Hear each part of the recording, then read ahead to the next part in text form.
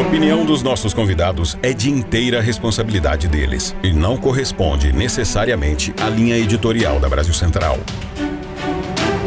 Olá para você que nos acompanha, muito obrigado pelo carinho dessa audiência extraordinária que cresce a cada dia.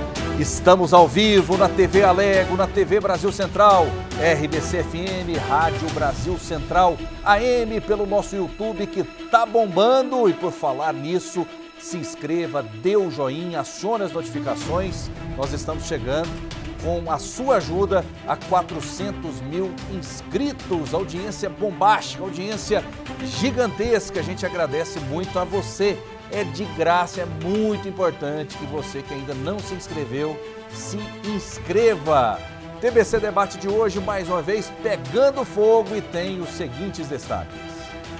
Oposição alcança assinaturas para abertura da CPI do abuso de autoridade. Pedido foi protocolado na Câmara dos Deputados com o objetivo de investigar possíveis excessos cometidos pelo STF e pelo TSE. E aqui ao meu lado há deputados valorosos, de coragem para enfrentar os abusos de autoridade. Esse é o assunto da pergunta do dia de hoje. Decisão do STF sobre responsabilidade da imprensa por fala de entrevistados repercute no Congresso. Agora o que nós vemos é o Supremo Tribunal Federal colocar uma faca no pescoço de toda a imprensa. Ex-presidente diz que está ao lado da imprensa. E quem vai dizer o que se aqui é fake news ou não é fake news? Ninguém sabe. Ou alguém indicado por alguém que está no poder. E presidente do STF nega censura. Nós reafirmamos o nosso compromisso com a liberdade de expressão, que, no entanto, não é o único valor que deve prevalecer numa sociedade civilizada. E ainda, Câmara dos Deputados deve votar projeto de lei que suaviza as restrições impostas pela PEC do STF.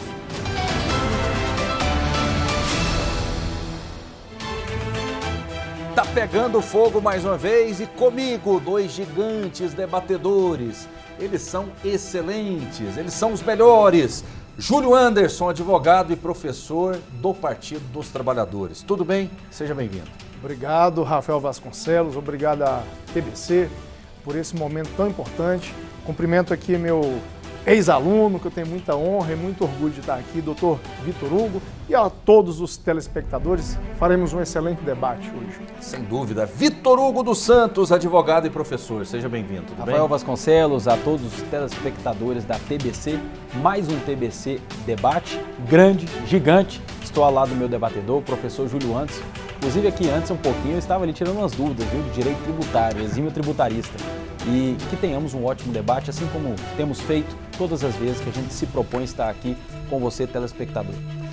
Sem dúvida, e a nossa pergunta do dia é sobre, evidentemente, essa CPI do abuso de autoridade. Já tem assinaturas suficientes, mas será que o Lira, será que o Pacheco vai ter a coragem de colocar o dedo nessa ferida?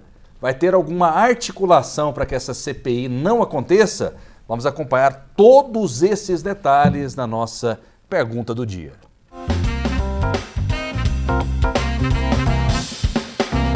Integrantes da oposição ao governo do presidente Lula na Câmara dos Deputados protocolaram na última quarta-feira pedido de abertura de comissão parlamentar de inquérito para apurar possíveis excessos de ministros do Supremo Tribunal Federal e também do Tribunal Superior Eleitoral. Inquéritos ilegais abertos de ofício para perseguir opositores políticos que estão abertos há mais de 3 anos, mesmo com parecer relatório da Polícia Federal e da PGR que esse inquérito deveria ser terminado, engavetado, arquivado. Nós temos aí prisões de pessoas inocentes acontecendo.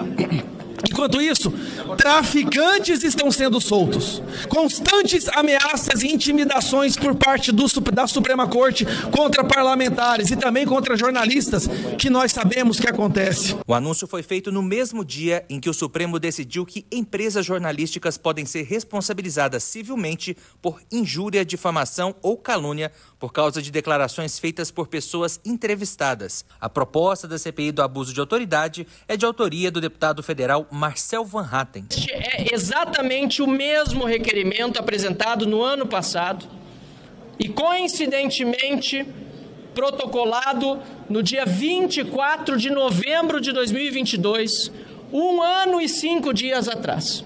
A luta foi enorme para que chegássemos até este momento, repito, porque desde janeiro, como lembrava o deputado Gustavo Gaira, eu já estava colhendo as assinaturas. O deputado também disse que o abuso de autoridade precisa de um basta. E aqui ao meu lado há deputados valorosos, de coragem para enfrentar os abusos de autoridade do STF e do TSE. O Supremo também foi alvo de mais críticas por parte da oposição. Este momento não seria possível se não tivesse ocorrido tragicamente uma morte na Papuda, trágica e lamentavelmente nas mãos do Estado. A declaração do deputado se refere à morte de um dos presos pelos atos do 8 de janeiro, no mês passado, na penitenciária da Papuda, em Brasília. Clériston Pereira da Cunha teve um mal súbito durante um banho de sol. Equipes dos bombeiros e do SAMU foram acionadas para socorrer o detento. Socorristas realizaram o procedimento de reanimação cardiorrespiratória, mas ele não resistiu. Cerca de 2 meses antes da morte de Clériston, a Procuradoria-Geral da República pediu a soltura dele e citou um laudo sobre a condição frágil da saúde do detento. Mas o pedido não foi avaliado a tempo pelo ministro Alexandre de Moraes. Quando uma pessoa ou uma instituição acha que ela é a democracia, pode ter certeza que ali a democracia não mais existe. E nós queremos saber a sua opinião. O Congresso acerta ao propor CPI do abuso de autoridade? Muito bem, será que essa CPI vai sair do papel mesmo? Já temos todas as assinaturas para que isso aconteça. O Lira, o Pacheco, eles são obrigados a abrirem essa CPI ou pode ter alguma negociação, alguma manobra, doutor Vitor Hugo? Rafael, nós já tivemos outros casos semelhantes no quesito CPI. E olha que interessante, a própria jurisprudência do Supremo Tribunal Federal afirma: CPI, tendo os requisitos básicos, assinatura de 1/3 da Casa Legislativa, o presidente ele é obrigado a instaurar a CPI. É o direito das minorias, isso uma jurisprudência assente do Supremo Tribunal Federal. Ou seja, respondendo a sua primeira pergunta, sim, o Lira, o Pacheco, eles têm que colocar a CPI para funcionar de maneira formal. Quanto à assertividade dessa CPI, eu digo que sim. Nós estamos tão acostumados a verem os poderes exercerem seus papéis atípicos ou inexistentes, que quando muitas vezes a gente vê um poder fazendo algo típico, muitas vezes assusta e soa como afronta, como não deveria. CPI, Comissão Parlamentar de Inquérito, para investigar o abuso de autoridade. Autoridade constituída pelo poder público, o Estado todo-poderoso. O Estado é grande, tem um aparato estatal muito grande, por isso que nós temos direitos e garantias no artigo 5º da Constituição Federal. E os parlamentares agora vão investigar não a função judicante, não a função dos ministros do Supremo de julgar, mas os abusos. Abuso já é uma palavra que demonstra ilegalidade, que demonstra inconstitucionalidade. Todos nós somos passíveis de investigação, por que não o Supremo? Logo, Rafael, eu digo diversos fatores aqui que o Supremo deve sim também ser investigado e essa CPI pode posteriormente ir para o Senado como forma de indiciamento de um ou de outro, que só o Senado pode praticar o impeachment a ministro do Supremo. Já aconteceu? Nunca, jamais. Por óbvio, as pessoas e os senadores têm medo sim do que pode acontecer, ainda mais no país que nós estamos vivendo. Mas podemos investigar, por exemplo, o inquérito do fim do mundo e aqueles outros inquéritos que foram abertos, ferindo por completo o sistema acusatório. Estamos voltando lá no sistema inquisitorial da Idade Média. Quem julga é a própria vítima, quem produz prova e investiga é a própria vítima. E quem vai julgar o processo? A própria vítima. O Supremo tem feito isso de maneira reiterada. Por que não o Clériston? Nós não podemos medir regra de mortes de pessoas, se é de direita ou de esquerda, está sob a tutela do Estado. Morreu, faleceu, demonstra que nós temos um sistema penitenciário falido e muitas vezes um judiciário falido. Ou seja, o Supremo não está acima da Constituição e merece e deve, assim como qualquer outra autoridade, ser investigada por um instrumento legítimo chamado CPI, Comissão Parlamentar de Inquérito, em que o Poder Legislativo, o Congresso, exerce o seu poder de fiscalizar e investigar, que é um poder típico. assertiva à decisão dos parlamentares, estão nada mais, nada menos do que fazendo o seu papel. Professor Júlio Anderson, essa CPI se faz necessária? Olha, com relação à necessidade de abertura, sem dúvida que o presidente da Câmara ou do Senado, eles são obrigados a abrir. Eu lembro que a CPI da Covid, que morreu milhões de pessoas, aliás, quase 1 milhão de pessoas, salvo me engano, aqui no Brasil, o segundo país que mais morreu gente pela Covid no mundo, só perdeu para os Estados Unidos.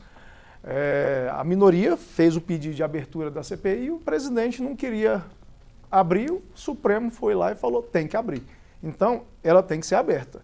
Ela tem que ser aberta e eu não sou contra investigar. As garantias individuais, elas precisam ser asseguradas a todos. E aí eu sou um defensor, já defendi várias vezes a lei do abuso de autoridade, porque a democracia, ela tem inúmeros instrumentos para assegurá-la. A principal característica da democracia é o Estado assegurar as garantias individuais. E no Brasil, infelizmente, nós não estamos ainda em uma democracia plena e consolidada. A gente está caminhando para uma democracia. Por que eu falo isso? Porque as garantias individuais sempre foram violadas pelo Estado brasileiro. E o que acontecia quando o Estado violava? Praticamente nada. Às vezes o Estado recebia uma ação de indenização e demora. Esse pagamento demora muitos anos por conta do sistema de precatórios. E a pessoa que pratica o ato, evidentemente, é um funcionário público. E o funcionário público ficava absolutamente isento de qualquer responsabilização. Com a lei do abuso de autoridade, o funcionário público que agir com as violações às garantias individuais, desde que, evidentemente, ele haja com má fé, com abuso, ele tem que responder. Isso, eu concordo, qualquer que seja a pessoa que viole as garantias individuais com abuso, tem que responder. Seja um ministro supremo, seja um coletor do lixo na rua, seja um juiz.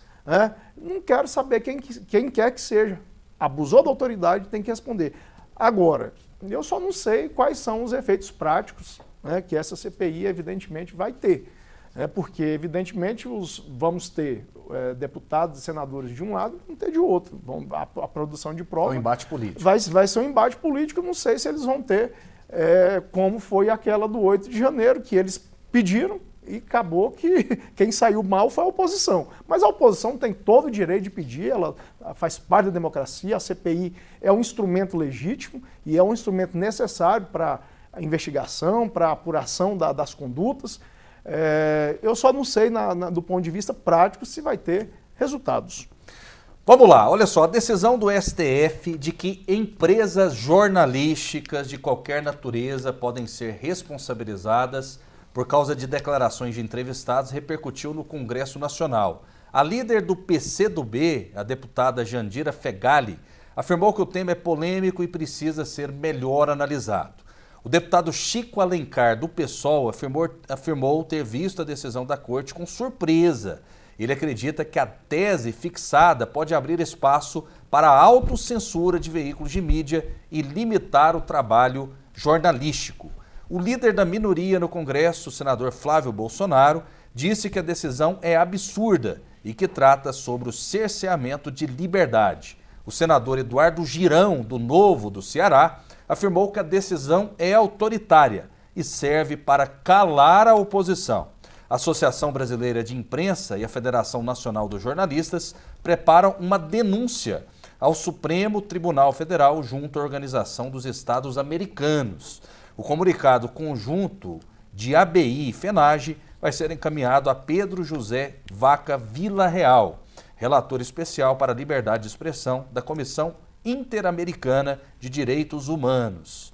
Impressionante que, nesse fato específico, me parece que há uma convergência, quem diria, entre oposição e situação. Perfeitamente. E eu coloco essa convergência também no que diz respeito aos jornalistas que estão enxergando que a censura pode bater a porta, independente da direita, da esquerda, do centro, da diagonal. Vou começar essa rodada com o professor Júlio Anderson. Professor Júlio Anderson, é preocupante esse entendimento do STF, na sua visão? Bem, vamos lá. primeiro, uma decisão que enfrenta um caso específico. Mas, evidentemente, o Supremo Tribunal Federal é um tribunal político, não no sentido de política partidária, mas um tribunal que decide para o país inteiro e as decisões dele abrem precedentes para outras situações. Eu vejo com preocupação qualquer decisão que venha a barrar a liberdade de imprensa. A democracia precisa de uma imprensa absolutamente livre, mas com responsabilidade. O que a decisão enfrenta? Ela fala o seguinte, olha, se o entrevistado fala uma situação, fala uma coisa que não seja verdade, que calunia, que difama uma pessoa, e o veículo de comunicação, sabendo da mentira, da calúnia, esse veículo divulga, no caso concreto, o que aconteceu? Um deputado falou que uma pessoa tinha praticado atos terroristas e a imprensa, o canal de imprensa, não deu a oportunidade para a outra parte se manifestar. Porque aqui o que o jornalista tem que fazer? O jornalismo, ele escuta um lado e escuta o outro. No caso concreto do Supremo, a outra parte não foi ouvida. E aí o que aconteceu? Divulgou e repetiu. E aí o que aconteceu? O Supremo manteve a condenação, salvo me engano, do STJ. O STJ condenou em danos morais e o Supremo, salvo me engano, foi lá e referendou e manteve a condenação. E aí o que o direito de resposta. Porque não teve o direito de resposta para outra parte, pelo que eu entendi. Me corrija se eu estiver errado. Agora, nesse caso específico, o que a decisão ficou consignada? Que o veículo de imprensa, ele quando agir com má fé, tem que estar clara a má fé, ele vai responder por danos morais. Mas é subjetivo, né? Pois é, esse é o problema. Por quê? Imagina, por exemplo, que hoje eu faço uma entrevista com o Roberto Jefferson, que vai denunciar o mensalão. Sim, óbvio que eu vou ficar com o pé atrás, porque o próprio veículo vai ter que provar a tese do entrevistado. Mas o que Pedro Collor, por exemplo, que abalou as estruturas da República. Aconteceu a mesma situação. Pois é o que eu falo. Eu não vejo com bons olhos. Eu fico com medo, porque de repente isso pode deixar o jornalista com medo, com receio. Sim. E a imprensa tem que ser livre. Tem que ser livre. É lógico que ela tem que ter responsabilidade dela nas situações específicas. Cada caso é um caso. Então, esse caso do Supremo, pelo que eu estou analisando, é um caso. Talvez possam estar fazendo um alarde sem necessidade, mas também tem que analisar com mais cuidado, porque, como eu falei, a gente não pode deixar o jornalista ter medo. O jornalista tem que ter a coragem, a liberdade de poder entrevistar quem ele quiser. Agora, evidentemente, tem que ouvir a parte contrária. Claro. O fato desse caso específico do Supremo é porque a parte contrária não foi ouvida, não foi dado o direito de resposta. Mas o problema é esse puxadinho do Supremo. Né? O problema é que pode abrir um precedente. O problema é que essa decisão específica, nesse caso específico, não deu oportunidade para a parte contrária se manifestar, o que a imprensa... Mas aí o Alexandre de Moraes já falou também sobre compartilhamento dessas notícias, que o veículo pode ser responsabilizado. Enfim, num debate como esse, por exemplo, que não tem nada combinado, graças a Deus, e vocês sabem disso, eu posso ser responsabilizado por uma opinião de terceiros. Pode abrir um precedente. Pode abrir um precedente, isso fica subjetivo. Imagina o número de processos que esses veículos vão ser alvo a partir de agora. Doutor Vitor Hugo, qual a sua visão sobre isso? Rafael, eu até não sei se você chegou a escutar, no começo do programa tem um aviso que é passado, que a emissora não se responsabiliza pelas opiniões pessoais dos debatedores, porque eu respondo pelo que eu penso. Aqui é apenas o veículo. E eu brinquei com você aqui. Pode retirar, que isso não vale mais de nada. Vamos lá. Mesmo assim, simbolicamente, a gente vai continuar. Claro. E deve, porque a visão correta é essa. O agressor, o caluniador, o difamador, responde pelos seus atos. Exato. Agora, o veículo que noticiou, pelo um princípio basilar, que é uma vertente da liberdade de expressão, que é a liberdade de imprensa, não deve ser responsabilizado. Ou seja, estão querendo culpar o sofá, estão querendo culpar a praça pública, que é a democracia. Como se fosse isso, Rafael. Eles são mudos. Como se fosse. E agora eu gostaria de fazer uma ordem cronológica, porque nós tivemos ataques sedimentados e reiterados da imprensa ao antigo governante, Jair Bolsonaro. Foi alvo da imprensa. Ele foi eleito não pela grande imprensa, mas pelas redes sociais e os pequenos veículos de comunicação. Formou-se, vamos dizer assim, um consórcio de ataque a ele. E hoje, esse mesmo consórcio diz uma certa palavra. Que saudade daquele ditador. A Suprema Corte que deu a decisão. Mas é óbvio que a Suprema Corte ela está respaldada por um ânimos, por um pensamento que vem do Executivo, ocupa o Parlamento e chega até a Suprema Corte. Quando a gente vê, por exemplo, um Flávio Dino, que foi indicado ao Supremo Tribunal Federal, vai sentar na cadeira e faz questão de dizer que vigiar e punir, gosto demais, como foi, muitos jornalistas, inclusive, disseminaram esse meme, disseminaram essa figura, a Corte se sente segura para, mais uma vez, em prol da democracia, suprimir um direito e garantia fundamental. Dessa vez, a liberdade de imprensa. É muito icônico, e eu gosto de dizer o tanto assim que as pessoas já estão se arrependendo e vendo o país que estão vivendo, quando eu vejo uma jornalista respeitada no meio, respeito o trabalho dela, mas a Vera Magalhães. A Vera Magalhães soltou uma nota no dia dessa decisão, dizendo, por exemplo, que ela está esbarbacada com a decisão do Supremo Tribunal Federal, que está atacando a liberdade de imprensa, ferindo um princípio basilar da democracia. Quando, até os memes dizem, 23h59, ela diz, vigiar e punir, gosto demais via Twitter. Esse é o Brasil que nós estamos vivendo. Silenciosamente, direitos e garantias fundamentais estão sendo suprimidos. Flávio Dino vai sentar na cadeira. Quem não lembra do Flávio Dino fazendo aquela reunião tão arrogante, mas tão assim, num pedestal, com os veículos e as plataformas que nós temos como Google, Twitter e assim por diante, dizendo que vai punir, dizendo que vai aplicar multa. Esse é o Supremo, esse é o novo indicador, esse é pensamento que permeia ali no Palácio do Planalto. Mais um direito suprimido. Estamos o quê?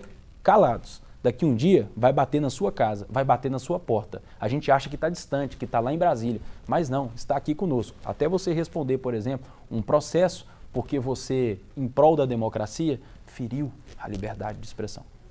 Vamos lá. O presidente do Supremo Tribunal Federal, Luiz Roberto Barroso, afirmou ontem que a decisão da Corte sobre a responsabilização da imprensa pela fala de entrevistados não representa censura. Vamos acompanhar o que ele disse. Nós reiteramos a nossa jurisprudência e, em seguida, assentamos que, como regra geral, um veículo de comunicação não responde por declaração prestada por entrevistado, salvo se tiver atuado com dolo, má-fé ou grave negligência, que evidentemente é critério de responsabilização em toda parte do mundo. Portanto, não há nenhuma decisão cerceadora da liberdade de expressão. Nós reafirmamos o nosso compromisso com a liberdade de expressão, que, no entanto, não é o único valor que deve prevalecer numa sociedade civilizada. E a decisão do STF foi alvo de críticas pelo deputado federal Marcel Van Hatten. Ele afirmou que a tese aprovada representa uma faca no pescoço da imprensa. Veja. Agora o que nós vemos é o Supremo Tribunal Federal colocar uma faca no pescoço de toda a imprensa para impedi-la de realizar quaisquer entrevistas. Porque querem punir, senhor presidente. Querem punir o jornalista, o meio de comunicação, por uma eventual mentira dita por um entrevistado durante a realização da entrevista. Isso é surreal, isso não existe em nenhum lugar do mundo. Voltamos à época da censura. Nenhuma medida foi tão grave contra a liberdade de imprensa desde o fim do regime militar do Brasil como essa que o STF tomou. Muito bem, situação gravíssima, preocupante e me parece um tanto quanto revanchista. Me lembro aqui que por várias oportunidades durante a campanha o Lula, ele falou sobre a regulamentação da mídia. Diz que a mídia deveria ser regulamentada, essa história toda. E a nossa memória tem que ser boa. Antes do Lula assumir, houve uma reunião do Lula com o ministro Alexandre de Moraes, em que o ministro pedia celeridade na questão das fake news, regulamentação da mídia, enfim, está tudo orquestrado na opinião de vocês? Vou começar essa rodada com Vitor Hugo dos Santos. Está tudo combinado, essa agenda, ela está orquestrada na sua visão? Para não ser orquestrada, tem que ser a maior coincidência de todos os tempos. Mas veja bem, Rafael, que saudade eu tenho e aonde eu tenho voz. Eu falei durante essa semana do julgado da ADI 4815, ação direta de inconstitucionalidade, julgada há 4 anos atrás, essa sim, reiterando a jurisprudência do Supremo Tribunal Federal em que dizia: direitos e garantias fundamentais, elas são horizontais. Direito à vida, à liberdade, liberdade de expressão, liberdade de imprensa, elas estão no mesmo patamar. Porém, pelo próprio entendimento do Supremo Tribunal Federal, tem um direito e garantia fundamental que está acima dos demais, tem uma posição preferencial. E qual é esse direito que tem uma posição preferencial, é privilegiado? A liberdade de expressão, porque sem ela nós não temos os outros direitos diretamente interligados a ela. Não houve, portanto, a reiteração da jurisprudência. Não houve, portanto, a reiteração do que foi decidido na ADI 4815. E como eu disse, o Supremo só decide esse tipo de ação sendo que o país, quando o país está pensando isso, quando os poderes estão pensando isso, quando o indicado e o novo indicado do Supremo pelo Executivo também pensa que liberdade de expressão não tem essa posição preferencial. Lembre-se, a PL 2370 foi um fiasco, não passou no Congresso, a PL da censura. Essa não é a vontade do povo, é a vontade do governante que lá está no Executivo. A do povo, dos representantes do povo, não está. Tanto é que não passou. Depois desvirtuaram e vieram com a PL 2630. Fiasco, não passa no Congresso. Tudo que diz respeito à liberdade de expressão não passa, porque os verdadeiros representantes do povo no Parlamento, na Câmara Alta e na Câmara Baixa, entendem que liberdade de expressão é sim uma posição preferencial, é sim o que o Supremo disse, mas há 4 anos atrás. Portanto, está tudo orquestrado, sim. Não tem como a gente negar essas evidências. Professor Júlio Anderson, o senhor acredita nessa tese de que está tudo combinado? Não acredito, primeiro porque não vai ter regulamentação da mídia. Não vai ter. Eu particularmente não acredito nisso. Mas sou foi contra, uma proposta de campanha. Mas não vai ter isso aí. Tanto é que nunca foi apresentado. Eu sou contra a regulamentação. Acho que a imprensa tem que ter total liberdade, só que com responsabilidade. Sim. Não existe direitos absolutos. Nem o direito à vida absoluto. Concordo com o senhor, mas já tem uma legislação, não tem? Pois é, já existe a responsabilização criminal. Calúnia, exato, difamação. O sistema já está ótimo, já está ótimo. Eu acho que não precisa, com relação a isso não precisa, porque se a imprensa ela pratica um ato com má fé, com dolo e causa prejuízo, ela vai responder dentro dos seus limites, da sua responsabilidade. O problema é que a oposição está fazendo o papel dela, está fazendo fato político, está fazendo uma tempestade, com a decisão que é uma decisão específica em um caso. Esse caso aí não vai ter transcendência para os outros casos, porque é muito clara a decisão. A decisão é porque o veículo de comunicação divulgou uma notícia que ofendeu a honra, a imagem da pessoa e não ouviu essa parte. Então a imprensa não fez o papel. Sua alma não está muito pura para pensar assim? Sua alma não está muito pura, não está, porque, por exemplo, se você me entrevista que eu pratico uma mentira contra alguém, o que você vai fazer? Você vai chamar a outra parte para ouvir. Defender. Agora, um problema que a gente tem que enfrentar, porque aí a minha dificuldade em concordar com a decisão, porque eu não estou, em momento nenhum, estou defendendo a decisão. Sim. Imagina se a gente está aqui nesse momento ao vivo, eu falo mal de uma pessoa. Não tem, evidentemente, tempo para você ir atrás. Não.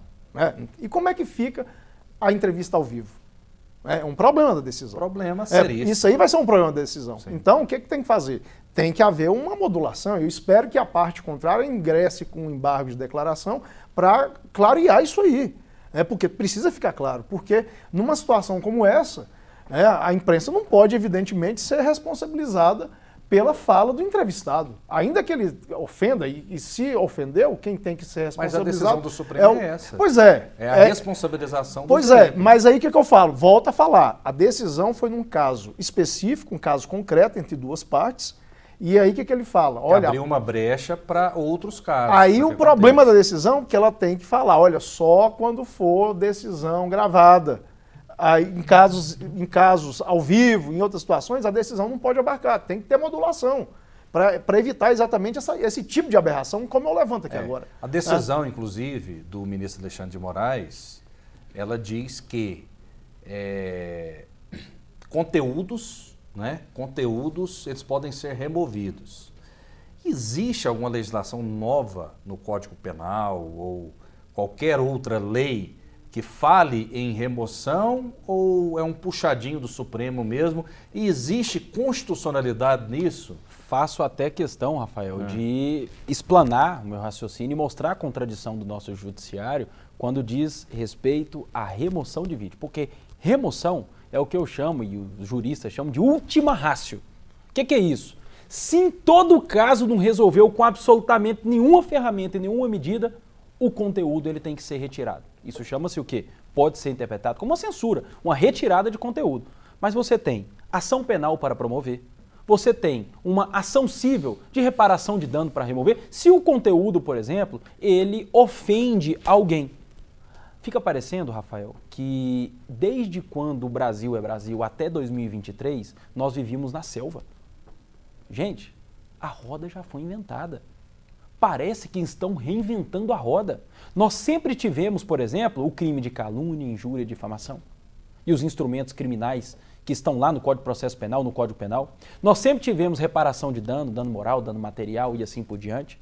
E ficou parecendo que o Brasil sempre teve liberdade de expressão sem limites. Não! Isso não é verdade. Sempre tiveram limites e aqueles que extrapolavam iriam bater na porta do judiciário para tentar reparar com aquelas ferramentas. Sua pergunta, Rafael, remoção de vídeo. Tem alguma lei, tem algum ponto constitucional que permite a retirada do vídeo? Te respondo novamente, não. Porque nós não podemos considerar como legislação aquela resolução que o Alexandre de Moraes baixou nas eleições de 2022 sem qualquer amparo constitucional, tanto é que o Procurador-Geral da República ingressou no Supremo com uma ação direta de inconstitucionalidade em que ele dava poderes para ele próprio retirar vídeos que ele julgasse ofensivos à liberdade de expressão. Não tem legislação. O Supremo já decidiu nessa ADI 4815 que eu disse.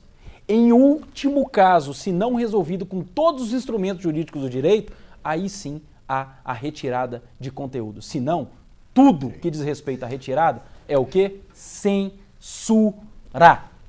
Olha só, o ex-presidente Jair Bolsonaro também criticou essa decisão do Supremo Tribunal Federal. Vamos acompanhar. E tem certas coisas que só se dá valor quando se perde ou quando não se tem. Uma dessas coisas, né, é a água do poço, da cacimba. Né? E também, uma outra coisa que estamos sentindo agora, e estamos agora junto com a imprensa. Eu sempre estive com a imprensa agora vai estar comigo. Chama-se liberdade. É uma decisão lá de outro poder, que não é o legislativo, né? Decidiu que se qualquer pessoa der uma entrevista e o jornal publicá-la, se tiver fake news ali, a imprensa vai ser processada. E quem vai dizer se é fake news ou não é fake news? Ninguém sabe. Ou alguém indicado por alguém que está no poder. Acho até que o ex-presidente Bolsonaro, e muitas vezes, ele agiu errado com a imprensa, com falta de educação, essa história toda. Ele tem o direito de criticar a imprensa, de colocar seu ponto de vista, mas em muitas ocasiões faltou sabedoria, faltou traquejo, mas enfim, não houve no governo dele nenhuma lei efetiva de censura à imprensa. Professor Júlio Anderson, a sua visão sobre a fala do Bolsonaro. Que bom que hoje ele está do lado da imprensa. Que bom, eu fico feliz, porque durante o mandato inteiro dele foi atacando a imprensa, né? Fazia aquele cercadinho ali, mandava o jornalista calar a boca. Quando era mulher, então, aí que ele subia em cima, né? Principalmente quando era jornalista mulher. Agora, volto a dizer, a imprensa ela tem que ter a liberdade dela. Não existe democracia sem imprensa livre. Não existe sociedade livre sem imprensa com liberdade, com responsabilidade, evidentemente. E aí nós já temos nossos instrumentos. O doutor Vitor Hugo aí falou muito bem dos instrumentos que nós temos aí para a responsabilização da imprensa e das pessoas que veiculam. Tem a calúnia, tem a difamação, tem a responsabilização por danos morais. Eu acho que o sistema é esse. O mundo, praticamente, os países civilizados adotam basicamente o mesmo sistema. Não precisa regulamentação da mídia, não precisa vir uma decisão falar que a imprensa vai ser responsabilizada por fala de entrevistados. Só que eu vou repetir mais uma vez, existe uma decisão num caso concreto, ela não é ampla. O pedaço dessa decisão que fica falha com relação à entrevista ao vivo. Esse pedaço aí que eu fiquei com dúvida. Preocupado. Tá certo. Doutor Vitor Hugo. Na verdade, se eu só fazer até uma certa correção, não é que bom que ele está do lado da imprensa. Na verdade, após a decisão, que bom que a imprensa está do lado dele. Vendo e realmente tendo saudade da época em que ele não mandou, por exemplo, uma PL 2370 para o Congresso, que ele não mandou uma PL 2630 para o Congresso e que ele não deu poderes para o ministro da Justiça dele baixar uma portaria regulamentando as redes sociais, como o Flávio Dino fez e, obviamente, foi muito rechaçado à época. Como o próprio ex-presidente Jair Bolsonaro diz, saudade é quando se não tem, ou saudade é quando você olha para trás e vê que aquele ditador, aquele que tinha todos os adjetivos horríveis, nazista, fascista, jamais tentou de alguma maneira calar ou responsabilizar a imprensa. E é assim que funciona. Você só sente saudade quando um dia perde. E hoje nós estamos vivendo tempos sombrios à liberdade de expressão, tempos sombrios à liberdade de imprensa, com a própria imprensa que ajudou a colocar o atual governante que está lá, hoje se arrepender. Em tão pouco tempo, menos de um ano de governo, falar o que eu fiz. Muito bem, olha só, a Câmara dos Deputados deve votar até o final do ano um projeto de lei que suaviza restrições impostas pela PEC do Supremo Tribunal Federal, aprovada pelo Senado na semana passada. Caso aprovado, ajuda a esvaziar a pressão de bolsonaristas pela análise do texto que causou atrito com a Suprema Corte.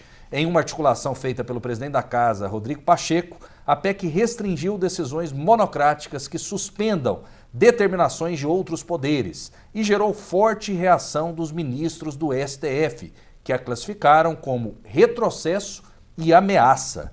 O projeto de lei foi apresentado ainda em julho pelo vice-presidente da Câmara, Marcos Pereira, como resultado de um grupo de trabalho comandado pelo ministro Gilmar Mendes para modernizar a lei de ações constitucionais.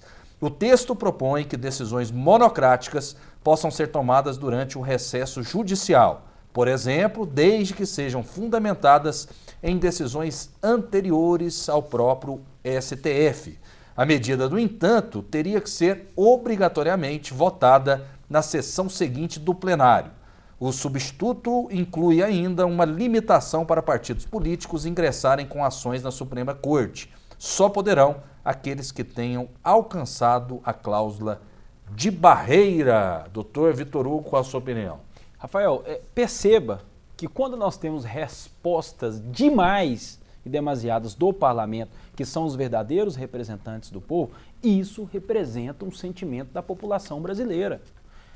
Primeiro, nós temos aquela PEC, que é a PEC 50 de 2023, em que de fato faz com que a Casa Legislativa possa cassar decisões do Supremo Tribunal Federal. Isso não é um sinal? CPI do abuso de autoridade, isso não é um sinal?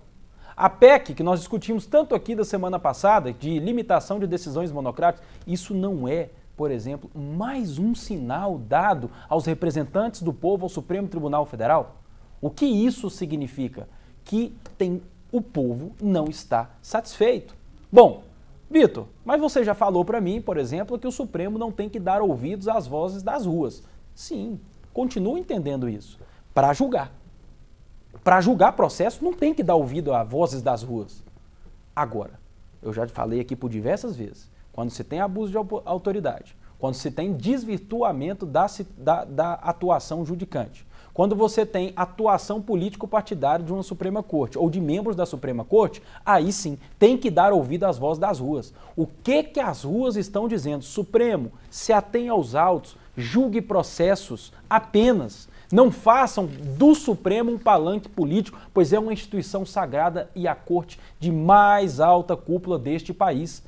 Não escutem as vozes das ruas para julgar, para se ater aos autos. Mas escutem as vozes das ruas quando vocês saem das suas funções típicas e constitucionais e o povo dizendo, voltem para dentro do Supremo e parem de abusar de autoridade e usar da toga para fazer política partidária. Professor Júlio Anderson, qual a sua visão? Olha, essa PEC, como eu falei no outro programa, não tem resultado algum, totalmente inócua, porque ela determina que o ministro do Supremo não possa proferir decisão monocrática nas situações de ações de declaração de inconstitucionalidade. Ora, por que eu falo isso? Porque o regimento já prevê esse tipo de situação do Supremo Tribunal Federal. O ministro profere a decisão e submete ao colegiado. Então, quem decide, na verdade, é o colégio. Então, vai ficar da forma como já está. Só vai ter o quê? Um status constitucional.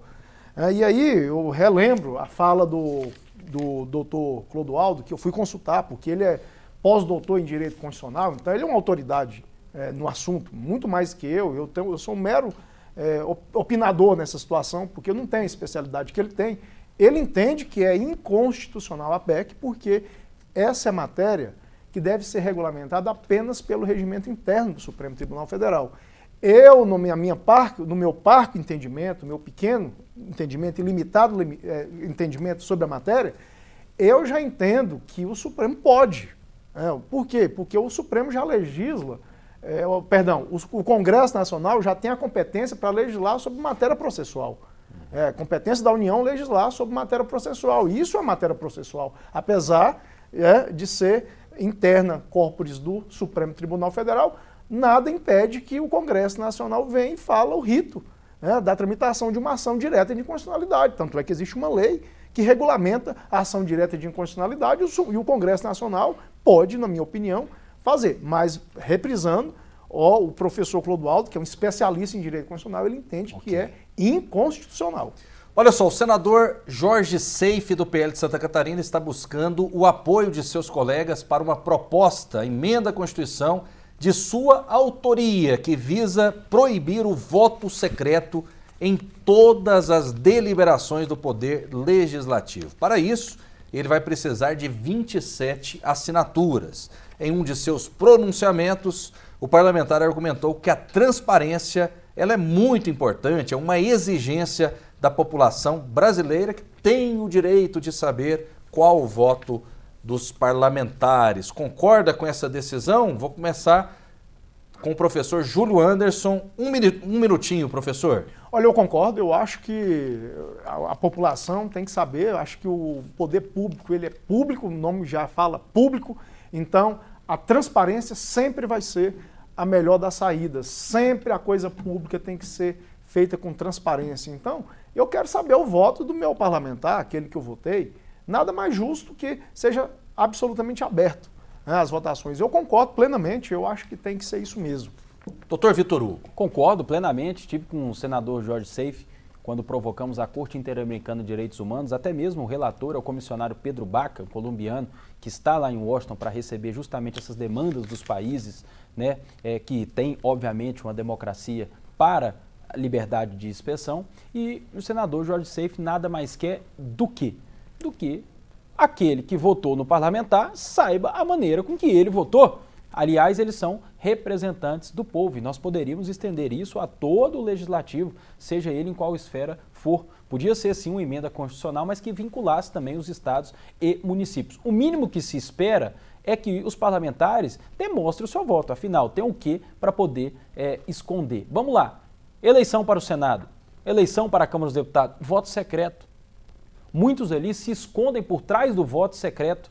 Enquanto a população muitas vezes cobra do parlamentar uma certa votação, pois o colocou lá para isso, ele se esconde muitas vezes atrás do voto secreto e não tem como responsabilizar. Muitas vezes ele sai falando que votou de uma forma e votou de outra. O mínimo é transparência. E a transparência é um princípio esculpido ali no artigo 37 da Constituição Federal. Olha só, o vice-presidente nacional do PT, Washington Quaquá, é isso mesmo? É isso mesmo, Quaquá, é a pronúncia certa. Ele defende a criação do Ministério da Segurança Pública. A possibilidade de desmembramento do Ministério da Justiça ganhou força após a indicação de Flávio Dino ao STF pelo presidente Lula. A informação é do portal Metrópolis. O partido defende que a deputada federal do PT de Goiás, olha só, deputada Adriana Corse, seja a ministra da Segurança Pública. A decisão desse desmembramento, contudo, só deveria ser tomada por Lula após a aprovação da sabatina por Flávio Dino no Senado Federal. Seria uma boa, doutor Vitor Hugo?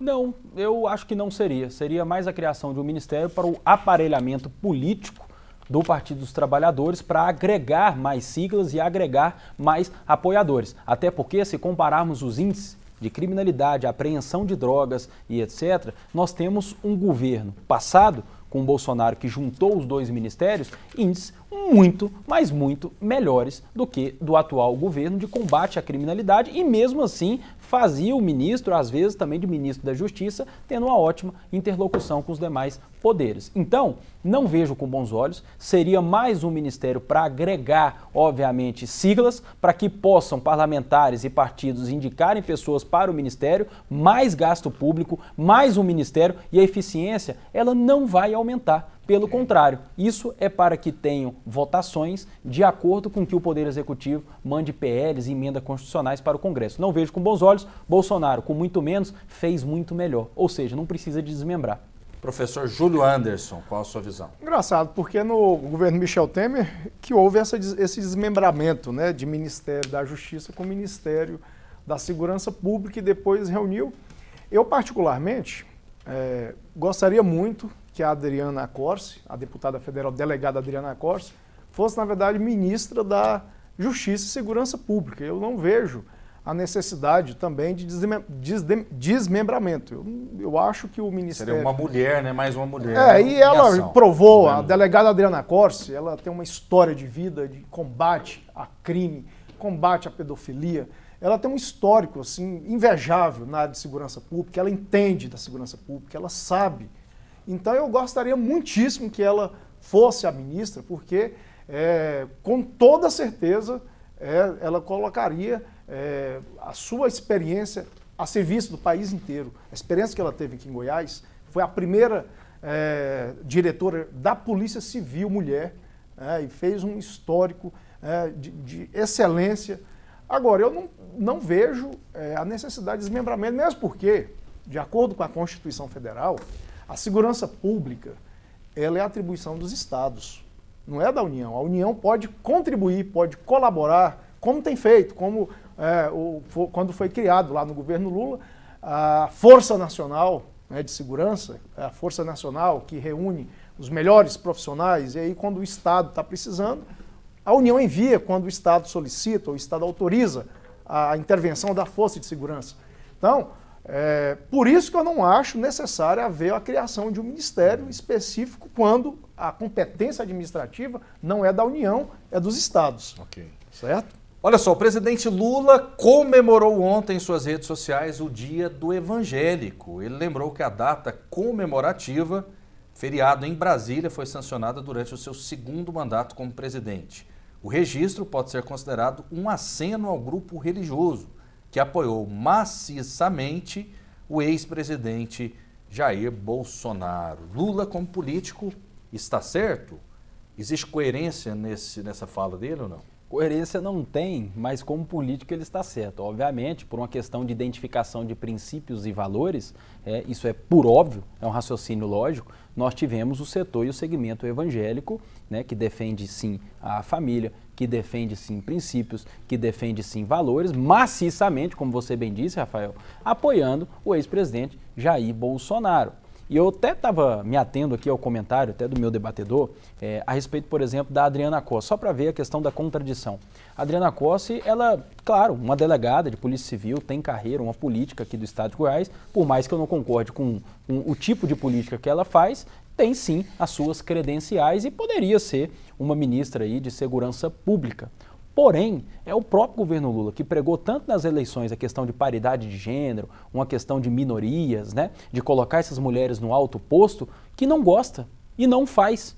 Pregou na campanha. O que é que nós tivemos no Supremo Tribunal Federal agora? Retirou uma mulher e colocou um homem branco, opressor, um ex-juiz federal. Isso quer dizer o quê? Cadê as minorias? Cadê a paridade de gênero? Por que não substituiu uma mulher por uma outra mulher, já que tanto pregam, deixam um pouco, muitas vezes, a competência de lado e querem só fazer sinalizações políticas, jogar para a plateia? É a mesma coisa do que nós estamos vendo aqui. É contraditório? É. Ele falar a questão dos evangélicos? Sim, enquanto ele estava muitas vezes não estava, né, seguindo os mesmos princípios e valores que os evangélicos pregam. Mas, vindo do Lula, é tudo normal. Mais uma jogada política. E no Supremo, por exemplo, nós vamos ter mais um homem branco ocupando uma cadeira no lugar de uma mulher. Cadê a mulher? Cadê a mulher negra? Cadê a minoria no Supremo Tribunal Federal? Partindo dele, não é novidade. Professor Juliano. Que bom que eu estou vendo um conservador defender o direito das mulheres. Fico muito feliz com isso. Porque na oposição, quando era tudo contrário. Mulher tem que ganhar menos que homem. É muito bonito. Agora eu fico feliz em ver esse tipo de posicionamento. E que bom que o presidente Lula sancionou a lei, quando ele era presidente, criando o Dia da Marcha para Jesus, o Dia do Evangélico, que é comemorado em Brasília, no Distrito Federal. Mostra que o presidente Lula segue o que nós precisamos de Estado laico. O Estado brasileiro tem que proteger todas as expressões religiosas. Eu, por exemplo, sou católico, mas eu defendo que a gente conviva com a mais ampla liberdade religiosa, porque faz parte da democracia a liberdade religiosa, seja qual for a religião. Você tem o direito de ser evangélico, tem o direito de ser judeu, ser muçulmano, ser de religiões afro, como o candomblé, como a Umbanda, ou ser espírita, ou qualquer que seja religião, ou não ter religião nenhuma. Essa é a democracia, e parabéns ao presidente Lula, que parabeniza os evangélicos, que são uma expressão muito importante do nosso país. Eu conheço muitas pessoas evangélicas que pregam o bem, que fazem o bem, que fazem a caridade. Maioria. É lógico, absoluta. É lógico que tem muitas religiões, como existem católicos, existem evangélicos, existem representantes, pessoas de todas as religiões, porque são seres humanos que, infelizmente, estão lá gritando o nome de Deus e na vida faz outra coisa completamente diferente do que prega os ensinamentos de Deus, os ensinamentos de Jesus Cristo, etc. Ok, vamos lá. Vamos registrar a participação do nosso público. O Adevalmir pergunta: Xandão, rasgando a Constituição, nomeou um condenado em todas as instâncias. Ficha suja. O que diz a lei da ficha suja? A gente vai ter que ser rápido aqui. O doutor Vitor Hugo pode explicar. Todo mundo esqueceu dessa lei ultimamente no Brasil, né? É uma lei esquecida hoje. É porque a lei da ficha limpa, ela impõe, né, a lei complementar ali 64, que é a lei das inelegibilidades, algumas situações de condenação em crimes contra a administração pública ou improbidade administrativa em segundo grau, a pessoa não pode, né, ocupar um cargo eletivo e ir às urnas. Essa é a legislação, de fato. Quando nós vimos, por exemplo, o caso do atual presidente Lula, ele havia sido condenado em segunda instância, havia tido seus direitos políticos restritos e ele não pôde ser presidente na passada. Com a anulação do Supremo Tribunal Federal, ele, obviamente, pôde voltar ao pleito e a lei complementar 64 não foi aplicável. Vilmar é de Goiânia e ele pergunta: é verdade que os ministros estão ligando para os senadores pedindo apoio ao Dino? Eu, sinceramente, não sei. Vocês sabem? Eu não sei. Eu desconheço e eu acho que vai ser um excelente ministro. O Flávio Dino foi um juiz federal de carreira, tem um histórico. Se procurar as estatísticas do Flávio Dino enquanto juiz, vão ver lá que não houve nenhuma decisão anulada por fraude quanto juiz, porque o juiz é normal, qualquer juiz proferindo decisão, a parte não concorda, recorre, o tribunal reforma, mas não teve nenhuma decisão anulada por fraude como parcialidade. Mas, por que botaram um homem branco opressor lá no Supremo e não colocou uma mulher no lugar de uma mulher, né? Uma mulher, às vezes, mulher negra, né? E com uma reparação histórica aí, isso, né? Ao que já sofreu o gênero ou a cor, né, num período antecessor. Por que trocou uma mulher por um homem branco, opressor? Muito bom, porque o seu presidente lá, o ex-presidente, nomeou 2 homens brancos. Por que ele também não nomeou? Mas ele não pregou isso na campanha. Por que ele não nomeou também? Mas ele não nomeou isso na campanha. Eu particularmente... na campanha não teve isso. Particularmente, eu acho que tinha que ser uma mulher. Na verdade, tinha que ser mais mulheres. Uma reparação histórica, um reconhecimento. Inclusive, eu acho que tinha... eu acho que nomear mais mulheres, inclusive, não só 2, tinha que ter pelo menos 5 ou 6, na verdade. 5 ou 6 mulheres, para manter pelo menos um equilíbrio ali de gênero. Mas o fato é que a decisão de nomeação cabe ao presidente, cabe a ele. E as propostas de campanha também cabe a ele. Tanto é que o ex-presidente nomeou 2 Mas homens ele não pregou na campanha. Ele não subiu a rampa do Palácio do Planalto. Ele foi para o Jornal Nacional. Com as minorias. Ele foi para o Jornal Nacional falar que mulher tem guiamentos que homem. Exatamente. Falar que quando ele teve uma filha mulher, ele deu uma fraquejada e saiu uma mulher. Vamos lá, participações. Parabéns ao Dr. Vitor Hugo pela sua clareza em defesa da liberdade do povo brasileiro. Elvésio, obrigado Elvésio pela sua participação. Mais participações, sou Fátima, moro no Jardim Américo. O Lula quer uma empresa muda para não falar com os pobres deles. Ela reclamando aqui que o Lula estaria prejudicando empresários. O povo informado é um povo liberto. Acho que ela quis dizer imprensa, né? Certamente, mas ela escreveu empresa, talvez em relação ao corretor. Rafael, professor esquerdista, o Lula consegue implementar o comunismo com uma imprensa independente e livre? É o questionamento do Vilmar Celestino. Eu vou te dar uma pequena ilustração do que seja comunismo. Pesquisa um pouquinho livre de verdade, não na internet. Você vai descobrir que nunca houve comunismo na humanidade. Nunca teve nenhum país comunista. Por quê? A tentativa houve. Houve União o quê? Soviética, Coreia do Norte. Houve países que implementaram o socialismo. O que é o socialismo? O socialismo é quando abomina a propriedade privada, não existe propriedade privada, tudo é estatal, controle estatal absoluta.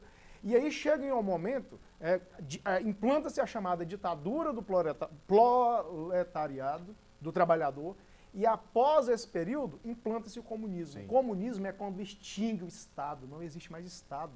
Essa é a teoria. Utopia, uma utopia, impossível de existir.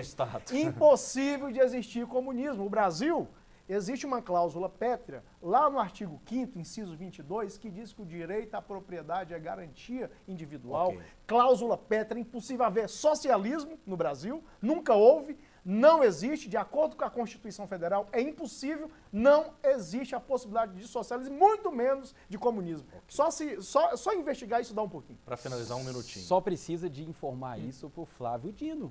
Como o senhor é membro do Partido dos Trabalhadores, já saiu para as urnas várias vezes, tem que informar para o Flávio Dino que o comunismo não existe. Aliás, aonde tentaram implantar foram em países que tiveram ditadura sem direitos e garantias fundamentais, como o senhor bem defendeu no artigo 5º. Aliás, lá nem artigo 5º tinha. Olha só o Flávio Dino aqui nas redes sociais, com uma faixa, né, um bonezinho aqui, uma faixa que ser comunista é defender a comunhão justa da riqueza, escrito Flávio Dino e a bandeira do Maranhão.